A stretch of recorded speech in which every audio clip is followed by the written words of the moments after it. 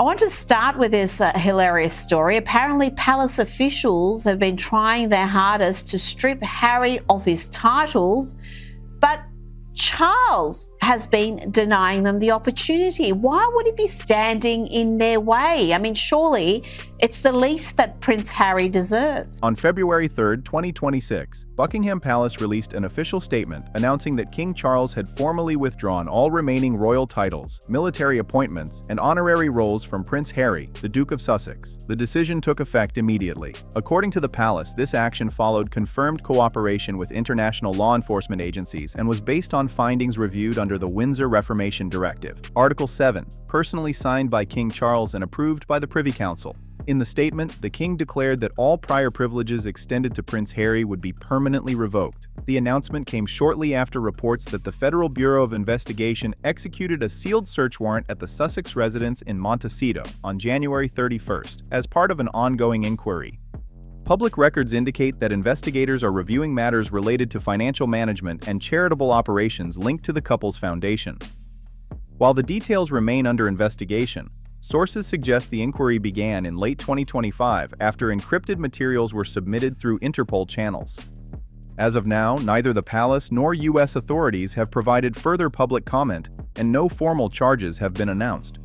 According to Robert Jobson's book, it's Charles's enduring love, Rita. How sweet is that? But yes, this is being discussed at the highest level, and you know that this is going to continue to be discussed because on the horizon, we have Meghan Markle's book. The situation continues to develop, with many awaiting verified updates from official sources.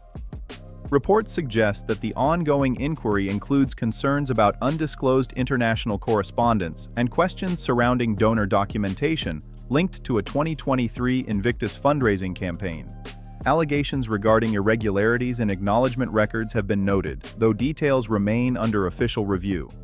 In response, Princess Anne, acting in her formal capacity as Constable of the Royal Household, held a rare press briefing at St. James's Palace.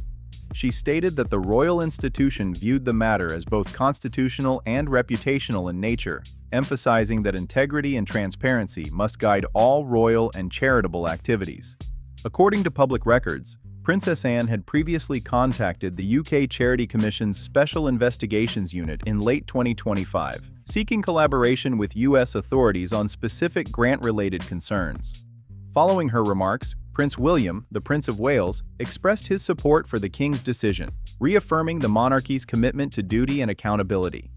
Sources familiar with palace operations have suggested that William played a role in facilitating coordination between royal legal advisors and financial investigators from multiple jurisdictions.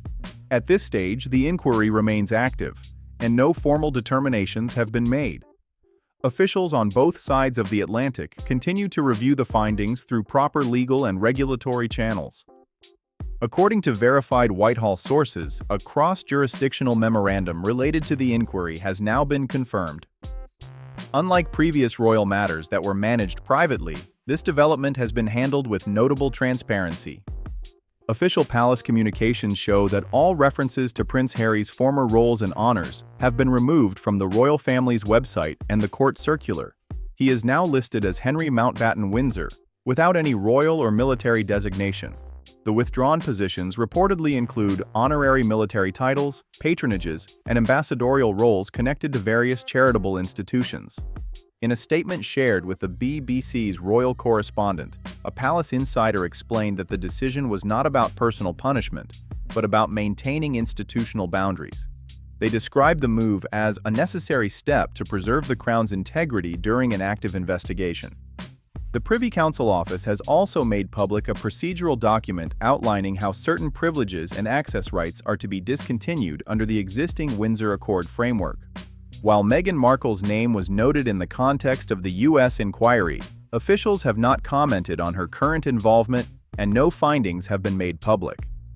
Queen Camilla has also refrained from public statements, though reports indicate growing concern within royal circles as international reviews continue. Camilla's office is reportedly reviewing past correspondence between Clarence House and charitable foundations covering the years 2020 to 2024.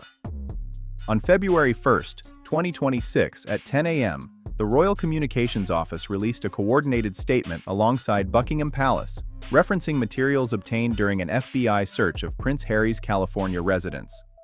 According to publicly available summaries, the findings were reviewed in consultation with UK and US authorities. The reports outlined several areas of concern that informed King Charles III's February 7th decision to formally withdraw Prince Harry's remaining titles and privileges. A joint review by the FBI and MI5 was said to have identified three main areas of inquiry: the use of royal insignia in business activities, undeclared financial movements, and irregularities in associated documentation. One section of the report described digital correspondence that appeared to involve the use of royal symbols in a private commercial agreement with a Dubai-based company in late 2025. Investigators also noted a pattern of offshore transactions routed through multiple jurisdictions, though the nature and legality of these transfers are still being examined. Several business entities were reportedly named for review based on their use of royal-themed branding. Officials have emphasized that the findings remain under investigation, and no formal charges or legal conclusions have been announced at this stage. According to official summaries, investigators recovered documents suggesting that Prince Harry may have sought to bypass certain oversight provisions established under the Windsor Accord of 2024. U.S. immigration officials later confirmed administrative inconsistencies in related documentation, which are now being reviewed through formal channels. Following the release of these findings, Princess Anne, in her capacity as a senior representative of the royal family's Institutional Standards Committee, held a briefing at St. James's Palace. She emphasized that the monarchy upholds transparency and accountability, stating that royal titles must never serve as shields against lawful scrutiny. In a separate address at the Queen Elizabeth II Conference Center, Prince William reiterated the family's commitment to public trust and the rule of law, noting that no individual stands above these principles.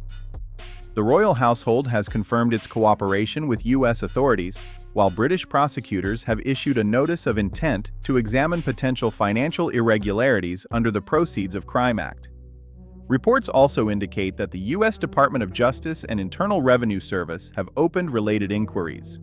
So, we've got palace officials at the highest level discussing stripping Prince Harry. That conversation will not end anytime soon. On February 7th, at 6:45 a.m. Greenwich Mean Time, King Charles formally issued Royal Order D-226, officially concluding Prince Harry's remaining recognition as the Duke of Sussex. The palace described this as a procedural action following a review of verified legal documentation. According to the official decree, the order removes remaining references to the HRH designation from international registers and formally confirms that Harry Mountbatten Windsor is no longer included in the line of succession. It also nullifies any remaining ceremonial, diplomatic, or military roles and directs Crown Estate offices to conclude all related administrative and financial associations. The concluding section of the royal decree states that Harry Mountbatten Windsor will no longer hold or represent any duties or entitlements on behalf of the Crown or its historic institutions. Analysts note that this represents one of the most definitive separations of royal status in the modern era, carried out through an open and formal process rather than private proceedings. Following the announcement, several media distributors reportedly paused discussions involving Sussex-related projects, citing reputational considerations. In addition, multiple former associates have been called to cooperate with ongoing legal reviews in both the UK and the US. On February 2, 2026, senior national security officials met with representatives of the royal household at the Cabinet Office briefing rooms in London. Attendees included the Home Secretary, the Director of GCHQ, and the head of MI5. According to official statements, the meeting classified certain materials obtained during the California investigation as relevant to institutional security. Subsequent reports indicated that the reviewed evidence included encrypted correspondence, metadata, and testimony collected under the U.S. Foreign Agents Registration Act. Authorities have not yet disclosed specific findings but confirmed that international cooperation remains ongoing. The palace and government representatives continue to describe the situation as a matter of procedural and national integrity.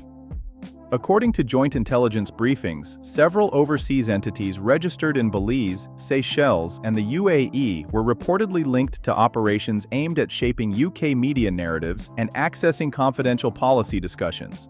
These claims remain under official review by both British and American agencies. Following the Cabinet Office meeting, Princess Anne and Prince William authorized the release of two internal memoranda from late 2025. The first, issued by the Royal Institutional Affairs Office, raised concerns about unauthorized data access tied to Foundation-related activities during visits to UK facilities. The second, from the Keeper of the Royal Archives, described an internal review into missing briefing materials connected to a transition plan prepared for the King, documents later located on a device recovered in the US. On February 3rd, the Lord Chamberlain, Rupert Swafford, held a press briefing confirming that a charitable organization associated with Prince Harry had contracted a Dubai-based digital services firm for cloud data management. Forensic reviews by UK and US cybersecurity teams indicated that portions of sensitive royal correspondence may have been improperly mirrored to external servers. The joint statement from GCHQ and the National Cybersecurity Center characterized the event as a serious data compromise rather than a routine leak.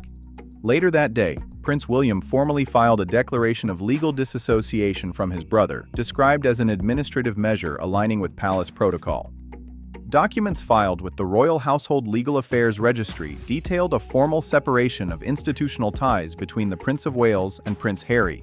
The filing outlined the revocation of previous informal agreements related to shared representation, protection arrangements, and access to royal charitable networks. Later that day, Buckingham Palace released a public statement confirming that Prince William would no longer share any charitable, ceremonial, or logistical associations with Prince Harry, effective immediately. The statement emphasized that the measure was administrative and intended to preserve institutional integrity. In a parallel action, Princess Anne, acting as Royal Custodian of Integrity, invoked Clause 17 of the Royal Institutional Discipline Charter, a rarely used provision last applied in 1972. The clause allows the monarchy to formally distance itself from members whose conduct is determined to compromise its operational or reputational stability. This step was formalized through a registered order signed by Princess Anne and witnessed by senior royal legal representatives. To ensure openness, the palace also issued a media transparency directive, granting accredited journalists access to redacted versions of the official documentation. The directive stated that royal governance should remain transparent in matters concerning national stability and public trust. Observers have noted that this marks one of the most publicly documented internal disciplinary processes in modern royal history, reflecting the King's stated commitment to procedural accountability and transparency. By February 5th, the Royal Communications Office issued a second declaration, this one co-signed by Princess Anne and Prince William, confirming a full internal review of the so-called California Compromise dossier. The document, prepared by the Palace Intelligence Liaison Unit in cooperation with the Metropolitan Royal Security Division, summarized more than 40 findings reportedly derived from an FBI-led investigation. Each entry in the dossier was described as time-stamped and supported by digital records, including correspondence and transaction data. Among the more serious points under review was a claim that secure digital materials from the royal household may have been accessed by third parties through a private server based in California. Officials have not released the contents of the data but indicated that cybersecurity procedures are being reassessed as part of the broader inquiry. Sources familiar with the process noted that Princess Anne subsequently convened the Royal Contingency Committee at St. James's Palace, where she invoked Section 12 of the Sovereign Safeguard Protocol, an infrequently used clause allowing for immediate administrative corrections to digital and ceremonial records. Prince William was present and formally endorsed the review measures. While specific evidence remains classified, the palace has emphasized that these actions reflect a broader institutional commitment to transparency and national security coordination in partnership with allied agencies. During internal discussions, one senior royal source was quoted as saying, "My loyalty is to duty, not DNA," reflecting the tone of the palace's response to ongoing developments. By mid-morning that same day, Crown Cyberwatch, the palace's digital security division, reportedly identified several communications channels linked to entities in California as potential breaches of intellectual property agreements. Legal representatives for those involved were said to have received a formal notice from the Royal Archives Office, led by Lady Louise Windsor in her recently appointed role as junior guardian. Public records later revealed that Queen Camilla's name appeared twice in a redacted FBI timeline, described not as a subject of investigation, but as having been indirectly connected to a social engagement under review. Reports suggested that an event at the Montecito estate in November 2025, attended by her son Tom Parker Bowles and several international guests, had raised concerns due to unclear diplomatic affiliations. Following the coverage, Queen Camilla issued a statement through Clarence House expressing regret for the optics of the incident and confirming that her son would pause projects involving royal associations while reviews continued. The episode prompted widespread public reaction, including online debate and limited demonstrations outside royal offices. Palace aides also confirmed that Princess Catherine and Duchess Sophie of Edinburgh met privately soon after, reportedly to discuss institutional unity and public communication strategy. The private meeting reportedly centered on two main topics: a review of charitable trust operations linked to external organizations and a reassessment of royal guardianship responsibilities within the institution. Sources suggested that both Princess Catherine and Duchess Sophie of Edinburgh emphasized the need to protect royal heritage from commercial influence, advocating for long-term reforms in governance and transparency. On February 6th, at approximately 6:18 p.m., a joint memorandum from Catherine and Sophie was submitted to the Windsor Ethics Oversight Panel. The document, described by insiders as a call for renewed integrity, stated that future royal service should be defined by loyalty rather than privilege.